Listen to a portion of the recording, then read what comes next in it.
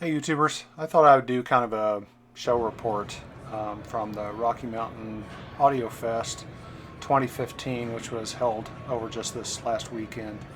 I was able to go on Friday for, I don't know, an hour and a half and Saturday for a few hours. And I pretty much spent all of my time at the CanJam aspect of the show. Let me tell you, this thing is getting huge. This is actually the atrium outside of the normal CanJam ballroom, which is itself very large. So it's actually spilled out into this atrium, which is a pretty good indication of just how big the headphone industry is getting. So mostly what I'm going to present during this video is just sort of some of the booths that made an impression on me, some of the products at some of the booths. I'm not going to go into tons of detail on any one thing, but maybe turn you on to some stuff that I was turned on to during my visit here. Now this footage is in the actual ballroom, which is where the main event is generally held, and as you can see, it's giant. There are all kinds of vendors. There's Koss's booth, where I was turned on to the ESP950 last year and ended up buying a pair. It seems like in-ear monitors made a really big showing this year. Maybe I just happened to notice this year. I didn't spend any time in those booths, but they seem to have a pretty big presence.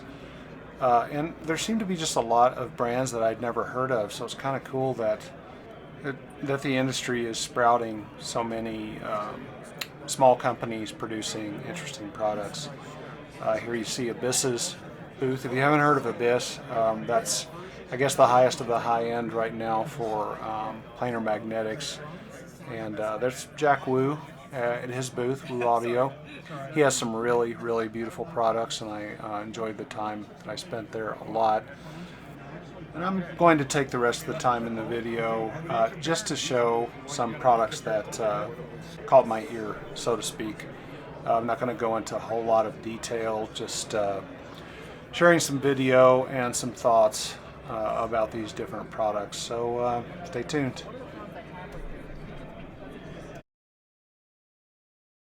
The first booth that made an impression on me was ALO's booth. They make in-ear monitors and some really nice headphone amplification. Plus, these headphones I'm waving in front of the camera, those are prototypes basically. They need some more work, but I listened to this amplifier with some other headphones. I think they were LCD X's from Audeze. I do remember the combination sounded great. And this amp goes for about $4,000, so yikes. Now, just like last year, this year, Cavalli Audio actually had me considering pulling out my wallet. I spent most of my time at the booth listening to the Liquid Crimson amplifier, which is kind of, I guess you'd say it's in the middle of the range. Sounds really beautiful with the LCD X, and he had these for $1,000 off, which was $1,800 roughly. And you know, still expensive, but an awfully nice amplifier. And the Cavalli booth introduced me to Mr. Speaker's headphones, which I'd kind of heard of, but had never really listened to. Now, I didn't think these closed back models sounded all that awesome, but a little more on this brand later.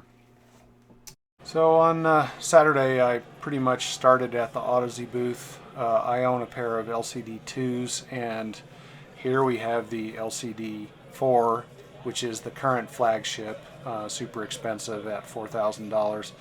I guess the fact that Abyss has $5,000 headphones kind of made Audeze think, hey, we can do that. Sounded great. I don't know whether I could say it would be worth the additional money over the LCD3 or even 2. They also had a prototype of a new amplifier they're coming out with called the King. Then this is very interesting. They're coming out with a lightning cable that has a built-in DAC and headphone amp, which I think is pretty cool, and I'm looking forward to seeing that. Next up is Mr. Speakers, which has to be among the top worst names for a company in the hi-fi industry. However, the Ether open back model, as opposed to the closed, sound excellent and are much lighter than Audeze LCD models. come in at about $1,500, and I consider them to be a really great option if you're in that market. Next up is Questyle, which was new to me. I think they're a pretty new company. I'm not positive about that. They have some interesting products. This is kind of an integrated headphone amp. It has a DAC built in. It does do DSD, but from what I read, you need to use it with the correct software in order to get DSD out of the DAC itself.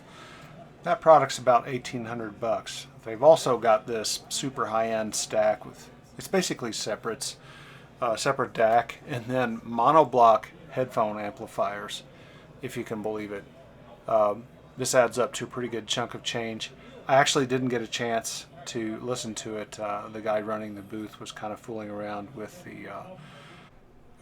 the tablet that was acting as the source for this stack.